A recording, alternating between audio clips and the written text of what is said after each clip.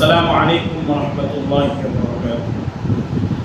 প্রিয় দর্শক, আশা করি আলহামদুলিল্লাহ সকলে ভালো আছেন। আলহামদুলিল্লাহ আলহামদুলিল্লাহ আমি ভালো আছি। নাহমাদুহু ওয়া নুসাল্লি আলা রাসূলিহিল কারীম, আম্মা বা'দ, ফাআউযু বিল্লাহি মিনাশ শাইতানির রাজীম। বিসমিল্লাহির রাহমানির রাহিম। فقلت استغفروا ربكم إنه كان غفارا يرسل السماء عليكم مدرارا ويمددكم بأموال وبنين ويجعل لكم جنات ويجعل لكم أنهارا। সূরা নূহের 10 এবং 12 নম্বর, 10 থেকে 12 নম্বর আয়াত, 10, 11, 12। অর্থাৎ আল্লাহ তাআলা এখানে বলেন ফাকুলতু ইস্তাগফিরু রাব্বাকুম ইন্নাহু কানা গাফফারা ইউরসিলিস সামাআ আলাইকুম মিদরারা ওয়া ইউমদিদুকুম বিআমওয়ালিন ওয়া বানিনা ওয়া ইয়াজআল লাকুম জান্নাতিন ওয়া ইয়াজআল লাকুম। প্রিয় দর্শক, যে বিষয়টা নিয়ে আজকে আলোচনা করব সেই বিষয়টা হলো যে বেশি বেশি যাদের বিয়ের প্রস্তাব আসে না, বেশি বেশি বিয়ের প্রস্তাব আসার জন্য বেশ কিছু আমল নিয়ে ইনশাআল্লাহ আজকে হাজির হয়েছি। প্রিয় দর্শক, প্রথমত যে বিষয়গুলো বলবো, বেশি এই আমলগুলো করার জন্য শর্ত হলো পবিত্রতা প্রয়োজন এবং 5 ওয়াক্ত নামাজ প্রয়োজন এবং তাকওয়া প্রয়োজন। আল্লাহ তাআলার প্রতি আপনার ভয়, আল্লাহ তাআলার প্রতি আপনার বিশ্বাস, আল্লাহ তাআলার প্রতি আপনার ইয়াকিন, এগুলো থাকতে হবে আপনার ভিতরে। সুতরাং আল্লাহ তাআলার প্রতি যত বিশ্বাস, যত ইয়াকিন, যত ভয় থাকবে আপনার, তত তাড়াতাড়ি, তত বেশি আপনার কাজ হবে।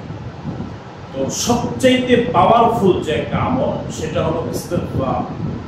এটা এমন একটা আমল যে ইস্তিগফারের আমলে আপনার সামনে যদি পাহাড়ও থাকে, ওই পাহাড় আপনাকে বাধ্য হয়ে সে রাস্তা দিবে। এটা এত পাওয়ারফুল আমল। আপনি শুধু এই ক্ষেত্রে না, যে কোনো বড় বিপদে পড়েন না কেন, যত বড় মুসিবতে থাকুক না কেন, দিলে দিলে আস্তাগফিরুল্লাহ আস্তাগফিরুল্লাহ আস্তাগফিরুল্লাহ আস্তাগফিরুল্লাহ আস্তাগফিরুল্লাহ। আল্লাহ তাআলা কোরআনের মধ্যে বলেন ফাকুলতু ইস্তাগফিরু রাব্বাকুম, তোমরা তোমাদের রবের কাছে ক্ষমা চাও, ইন্নাহু কানা গাফফারা, নিঃসন্দেহে তিনি তোমাদেরকে ক্ষমা করবেন। ইউরসিলিস সামাআ আলাইকুম মিদরারা, তিনি মেঘ বৃষ্টি দিবেন, অর্থাৎ তিনি মেঘ বৃষ্টি সবকিছু আল্লাহ তাআলার কাছে তো চাইতে হবে, ঠিক না? ইস্তিগফার করতে হবে, আল্লাহ তাআলার কাছে নিজের দোষ বর্ণনা করতে হবে যে আল্লাহ আমার তো এই অন্যায়, আমার তো এই দোষ, আল্লাহ আপনি আমাকে ক্ষমা করে দেন। আল্লাহ গো, আপনি যদি আমাকে ক্ষমা করে দেন তাহলে তো আমাকে ক্ষমা করে দিলে আপনাকে জিজ্ঞাসা করার ক্ষমতা কারো নাই, কারো সাধ্য নাই আপনাকে জিজ্ঞাসা করার ক্ষমতা।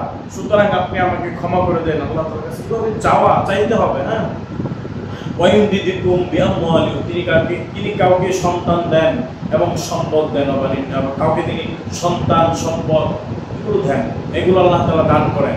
সুতরাং এই আয়াত দ্বারা বোঝা যায়, সূরা নূহের 10, 11, 12 নম্বর আয়াত দ্বারা বোঝা যায় কি, যে বেশি বেশি আস্তাগফিরুল্লাহ করতে হবে, বেশি বেশি ইস্তিগফার করতে হবে। যত বেশি ইস্তিগফার করবেন, যত বেশি ইস্তিগফার আমল করবেন, প্রিয় ভাই প্রিয় বোন, যত বেশি ইস্তিগফার আমল করবেন তত বেশি আপনার জন্য ভালো, তত বেশি সব কাজে আপনি বরকত পাবেন, সব কাজে আপনার জন্য আসান হয়ে যাবে এবং আপনি কখনোই কল্পনা করতে পারবেন না যে আপনার এই কাজ কিভাবে সফল হয়ে গেছে। তো এই জন্য অবিবাহিত ভাই বোনদের জন্য প্রথম আমল হলো যে বেশি বেশি আস্তাগফিরুল্লাহ আস্তাগফিরুল্লাহ আস্তাগফিরুল্লাহ, এটা বেশি বেশি পড়া, কমপক্ষে দিনে 1000 বার পড়বেন। এটা হলো প্রথম আমল, কমপক্ষে দিনে 1000 বার পড়বেন এই আমলটা। এরপরে লা হাওলা ওয়ালা কুওয়াতা ইল্লা বিল্লাহ, এতটুকু শুধু লা হাওলা ওয়ালা কুওয়াতা ইল্লা বিল্লাহ। এটা সকাল সন্ধ্যার আমল। সকালে ফজরের পরে পড়বেন লা হাওলা ওয়ালা কুওয়াতা ইল্লা বিল্লাহ, এরপরে একবার পড়বেন লা হাওলা ওয়ালা কুওয়াতা ইল্লা বিল্লাহিল আলিয়্যিল আযীম, মোট 101 বার পড়বেন। সন্ধ্যায় একই সিস্টেমে 101 বার লা হাওলা ওয়ালা কুওয়াতা ইল্লা বিল্লাহ, এটা পড়বেন 100 বার। এরপরে লা হাওলা ওয়ালা কুওয়াতা ইল্লা বিল্লাহিল আলিয়্যিল আযীম, এটা পড়বেন 1 বার। সুতরাং 101 বার। তাহলে দুইটা আমল, আস্তাগফিরুল্লাহ এবং লা হাওলা ওয়ালা কুওয়াতা ইল্লা বিল্লাহ। এরপরে আপনাকে যে কাজটা করতে হবে যে ومن يتوكل على الله فهو حسبه এই আয়াতটা আপনি বেশি বেশি পড়বেন। প্রত্যেক ফরজ নামাজের পরে ওমাই ইয়াতাওয়াক্কাল আলাল্লাহি ফাহুয়া হাসবুহ, সূরা তালাকের 3 নম্বর আয়াত। হ্যাঁ, ওমাই ইয়াতাওয়াক্কাল আলাল্লাহি ফাহুয়া হাসবুহ, যে আল্লাহর প্রতি তাওয়াক্কুল করলো, যে আল্লাহর প্রতি ভরসা করলো, তিনিই তার জন্য যথেষ্ট। কি সুন্দর কথা, ঠিক না? সুতরাং আপনি আল্লাহর প্রতি আপনাকে তাওয়াক্কুল করতে হবে। হ্যাঁ, কোনো হুজুর কবিরাজ কোনো কারোর প্রতি আপনি যাওয়া দরকার নাই। আপনি যদি আল্লাহর কাছে চাইতে পারেন ভাই, আল্লাহ অবশ্যই আপনাকে দিবে না কেন? আল্লাহ তো বান্দাকে দেওয়ার জন্য সর্ব অবস্থায় প্রস্তুত, হার হারতে আল্লাহ তাআলা প্রস্তুত। সুতরাং আল্লাহ তাআলার কাছে চাইতে হবে আপনাকে। আরেকটা আমল হলো বেশি বেশি আপনাকে, হ্যাঁ, যাদেরকে দেখবেন বেশি বেশি সালাম দিবেন, সালাম আদান প্রদান করবেন, একজন আরেকজনকে সালাম আদান প্রদান করবেন। এটাও একটা আমল, এই আমলটা প্রতিনিয়ত চালায় যাবেন। এরপরে সূরা আহজাবের একটা আয়াত আছে, 74 নম্বর আয়াত, রব্বানা হাব লানা মিন আজওয়াজিনা ওয়া যুররিয়াতিনা কুররাতা আ'য়ুনিন ওয়াজআলনা লিল মুত্তাকিনা ইমামা। রব্বানা হাব লানা, হে আমাদের রব, মিন আজওয়াজিনা, আমাদের স্ত্রী ও মিন আজওয়াজিনা ওয়া যুররিয়াতিনা, আমাদের আর স্ত্রী ও সন্তানদের আমাদের কুররাতা আ'য়ুনিন ওয়াজআলনা লিল মুত্তাকিনা ইমামা। হ্যাঁ, কুররাতা আ'য়ুনিন অর্থাৎ আমাদের চোখের শীতলতা দান করো। কাদের কাদের প্রতি? আমাদের স্ত্রী সন্তান। এমন স্ত্রী সন্তান তুমি দেও আল্লাহ আমাকে, যে যাদের দিকে আমি তাকাইলে আমার চোখের শীতলতা চলে আসে, আমার দিল ঠান্ডা হয়ে যায়, আমার চোখ ঠান্ডা হয়ে যায়। এমন স্ত্রী তুমি আমাকে দাও, এবং এমন স্ত্রী তুমি আমাকে দাও যে স্ত্রী মুত্তাকি, লিল মুত্তাকিনা ইমামা, মুত্তাকিনদের নেতা।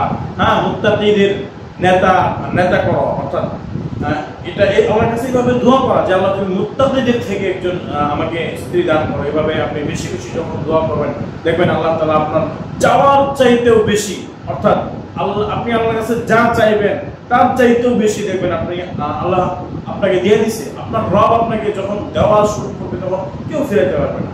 সুতরাং বেশি বেশি দোয়াটা করবেন, রব্বানা হাব লানা মিন আজওয়াজিনা ওয়া যুররিয়াতিনা কুররাতা আ'য়ুনিন ওয়াজআলনা লিল মুত্তাকিনা ইমামা। এই দোয়াটা, এই আয়াতটা বেশি বেশি করবেন। এটা হচ্ছে সূরা আহজাবের 74 নম্বর আয়াত। এরপরে কোন আলেম বলেন যে সূরা ইয়াসিন বেশি বেশি তেলাওয়াত করবেন। সূরা ইয়াসিন বেশি বেশি তেলাওয়াত করার ফলে সমস্ত সেহর থেকে মুক্ত থাকা যায়, এবং যে বিষয়গুলো হলো সেটাও বিপদ আপদ থেকে, মুসিবত থেকে রক্ষা পাওয়া যায়। এবং এটাও কিন্তু একটা বিপদ, আপনার বিয়ে না হওয়া সেটাও কিন্তু একটা বিপদ। হ্যাঁ, এই জন্য বেশি বেশি সূরা ইয়াসিন তেলাওয়াত করবেন। এবং সবচেয়ে বড় যে বিষয় সেটা হলো যে আপনি নামাজ, 5 ওয়াক্ত নামাজ আপনাকে অবশ্যই 5 ওয়াক্ত নামাজ আপনাকে পড়তে হবে, নামাজ আদায় করতে হবে। হ্যাঁ, এবং বিশেষ কিছু দোয়া আছে, এই দোয়াটা করবেন, আল্লাহুম্মা রযুকনি যাওজান সালিহা ওয়াজআল বাইনানা মাওয়াদ্দা ওয়া রাহমা ওয়া সাকিনাহ। কি সুন্দর দোয়া, এটা বেশি বেশি করবেন। হ্যাঁ, এরপরে সূরা কাসাসের 24 নম্বর আয়াতের মধ্যে আল্লাহ তাআলা বলেন, রব্বি ইন্নী লিমা আনজালতা ইলাইয়া মিন খাইরিন ফাকির। হযরত মুসা আলাইহিস সালাম এই দোয়াটা পড়ছিলেন, এরপরে বিয়ের প্রস্তাব এসেছিল। হ্যাঁ, রব্বি ইন্নী লিমা আনজালতা ইলাইয়া মিন খাইরিন ফাকির। এই আয়াতটা উঠতে বসতে পড়বেন, উঠতে বসতে, অর্থাৎ এই আয়াতটা বেশি বেশি পড়বেন, কারণ এটা নবী আমল করছিল।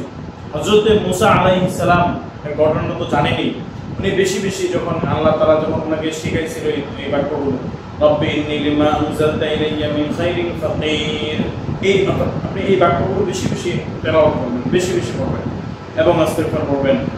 এই আমলগুলো প্রতিনিয়ত চালায়া যাবেন যতদিন পর্যন্ত আপনার বিয়ে হচ্ছে না, যতদিন পর্যন্ত প্রস্তাব আসছে না। প্রস্তাব আসার পরেও আপনি আমলগুলো চালায়া যাবেন। হ্যাঁ, দেখবেন ভালো প্রস্তাব আসবে, আপনার চাহিদার ঊর্ধ্বের প্রস্তাব চলে আসবে ইনশাআল্লাহ। সকলের সুস্থতা কামনা করে বিদায় নিচ্ছি। আসসালামু আলাইকুম ওয়া রাহমাতুল্লাহি ওয়া বারাকাতুহু।